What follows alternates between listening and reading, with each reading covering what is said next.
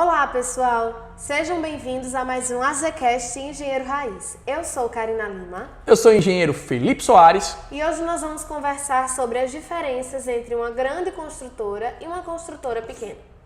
Felipe, antes de abrir a AZ, você passou por diversas outras construtoras. Me fala um pouco se existe diferença entre elas ou se são todas muito parecidas. Por incrível que pareça, existe uma diferença muito grande. Afinal de contas, olha, o produto final é o mesmo, é obra, só que existe uma forma diferente de cada construtora lidar com isso. Cada construtora tem uma metodologia de trabalho, uma forma de cobrar, e isso é incrível, essa diversidade. Existem empresas que são familiares, empresas que prezam muito a família, os funcionários mais antigos, outras estão preocupadas somente com o resultado, e assim, é muito de empresa para empresa. Eu já trabalhei nas maiores empresas aqui do estado, trabalhei em duas grandes empresas aqui, como trabalhei em empresas muito pequenas. E a diferença é gritante. Eu trabalhei em uma construtora, Karina, que pouca gente sabe disso. A maioria das pessoas que sabem são os meus alunos, o que conhece essa história a fundo. Onde eu costumo dizer que eu aprendi a não construir. Eu cheguei lá para aprender os erros que a empresa cometia. Cara, eram erros absurdos, obra fora do esquadro, e não era fora do esquadro 2, 3 centímetros não. Eu fui fazer uma creche do FNDE, na verdade não fui fazer, eu era estagiário, eu fui fazer o acabamento dela. A creche, ela tinha paredes que tinham 40 centímetros fora do esquadro, bancadas que começavam com 70, 80 e terminavam com 30, 40. Era algo assim absurdo, gritante. Eu entrava na sala de aula, berçário ou creche 1, creche 2, tinham 4 pedras de granilite, quando você ia olhar lá na frente tinha 3,5. E onde parou a outra meia? Ou seja, as paredes tortas, fora de esquadro. Era realmente algo assim, que dava desgosto de ver. Só que serviu de muito aprendizado. Eu percebi os erros que a engenharia tinha cometido, eu percebi os erros que o mestre tinha cometido, os vícios comuns de construção, e isso me ajudou muito a não construir desse jeito na minha empresa. Mas eram erros assim, eu lembro uma situação cômica que é muito engraçada de lembrar nessa empresa, que não tem problema de ser uma empresa pequena, mas não pode ter esses vícios e causar esses problemas que causaram na obra. Eu cheguei lá, a gente foi inaugurar a obra, o secretário pediu para ligar a água e a gente chegou lá no reservatório, 13 metros de altura, castelo d'água amarelo, creche do FNDE tipo B. Quando o encanador foi lá e abriu o reservatório, Karina, eu nunca vi tanta água na minha vida. Era água saindo de tudo que era canto. Minha gente, saía água por debaixo dos vasos, saía água por trás da pia, ou seja, o joelho que estava lá era de péssima qualidade. Quando o cara estava rosqueando a torneira, ele quebrava, começou a vazar pela cerâmica. E eu até brinco que essa empresa que quebrou, ela era uma empresa familiar e cheia de vícios. Essa empresa quebrou, hoje, ela não tinha planejamento de obra, não tinha controle, material ia acabando e chegando.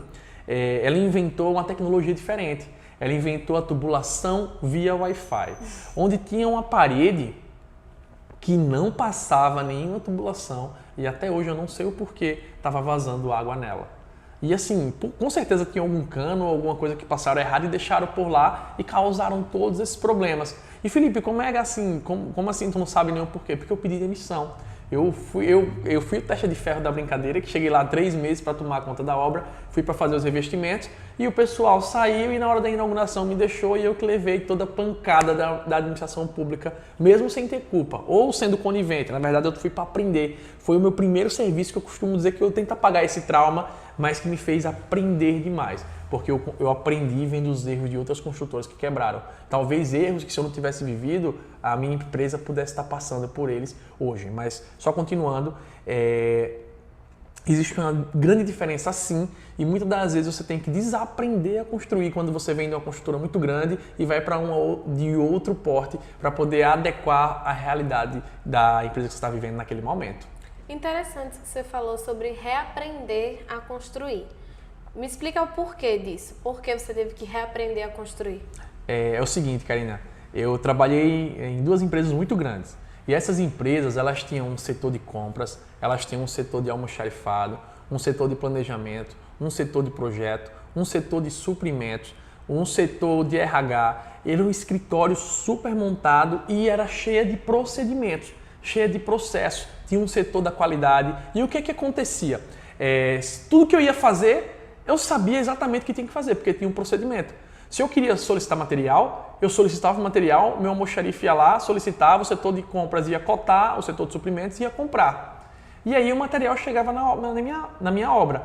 Era algo tipo assim, eu praticamente só fazia colocar a nota, solicitar e mandar, e as coisas chegavam.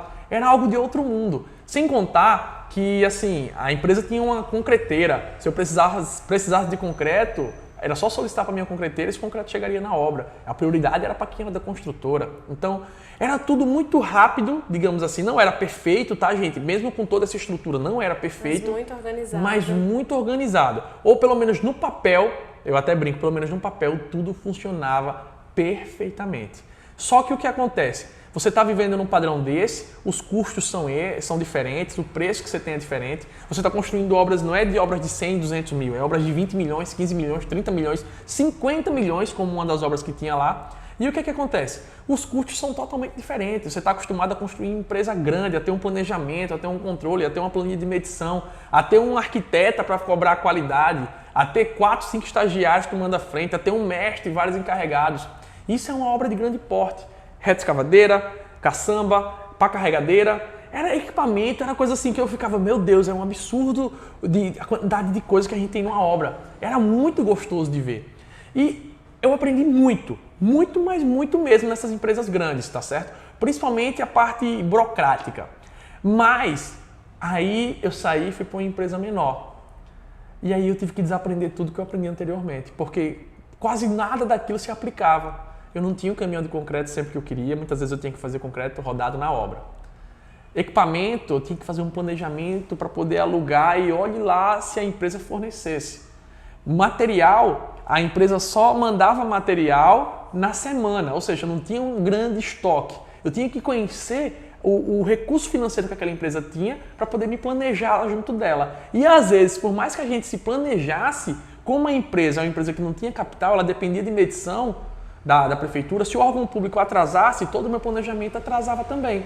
Então, eu tive que aprender de uma forma diferente. E o melhor ou pior, eu não tinha um almoxarife, ou a verdade tinha um almoxarife, mas eu não tinha um setor de compras. Eu tinha o que eu posso dizer, um encarregado, mas eu não tinha um mestre para estar à frente. Então, eu tinha que entender como funcionava cada processo daquele. Muitas das vezes eu não tinha nenhum almoxarife. Eu era o engenheiro, o encarregado, o mestre, o que planejava, o que comprava, o que ia lá na loja buscar muitas das vezes para levar para a obra. Isso não é obra pequena que eu estou falando, não. É obra de 600 mil, uma obra de 1 milhão. E assim, era algo que eu não entendia como funcionava. E eu estou dizendo isso porque na obra grande, por mais que eu tivesse aprendido o método construtivo, tinha um estagiário, tinha um encarregado e tinha um mestre à frente do serviço.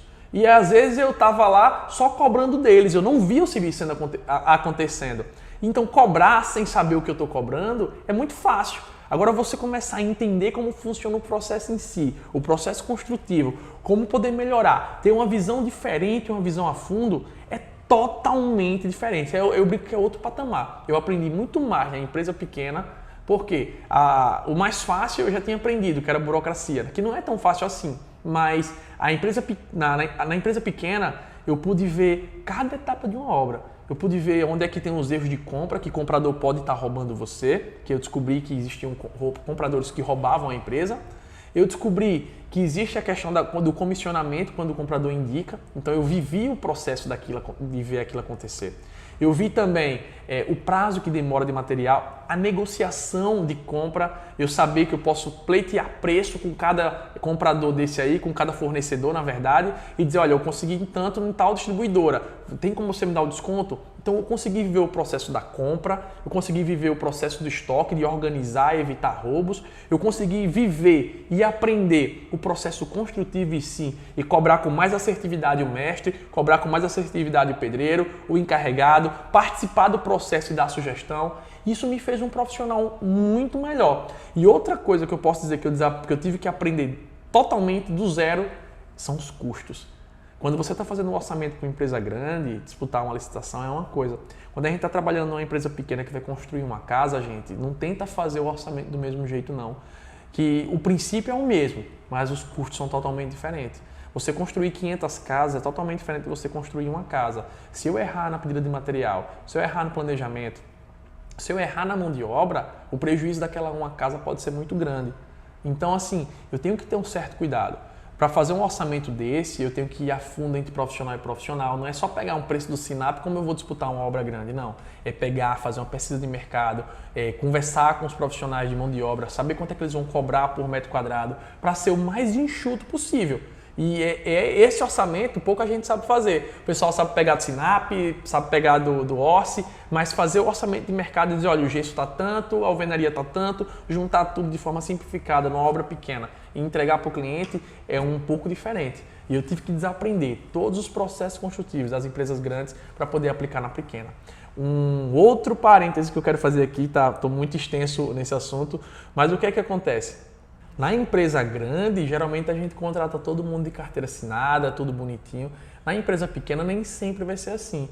Então a gente tem que entender que existem os conceitos do que é perfeito e que as maiores empresas fazem disso, mas nem tudo que é perfeito, nem toda a técnica que a gente diz que é o correto vai se aplicar em algum determinado tipo de obra. Não me leve a mal, não interprete errado o que eu estou falando. Eu não estou dizendo que você tem que burlar as normas nem construir de forma errada, mas nem toda a perfeição da construção em si, de norma regulamentadora, de segurança do trabalho, de meio ambiente, você vai conseguir aplicar em obras de um pequeno porte. Se você tentar fazer isso, você perde competitividade. Então, nem tudo de obra grande se aplica à obra pequena, e nem tudo de obra pequena você queira aplicar em obra grande, que existem diferenciais. Eu falo de obra, eu estou falando de empresa, de construtora.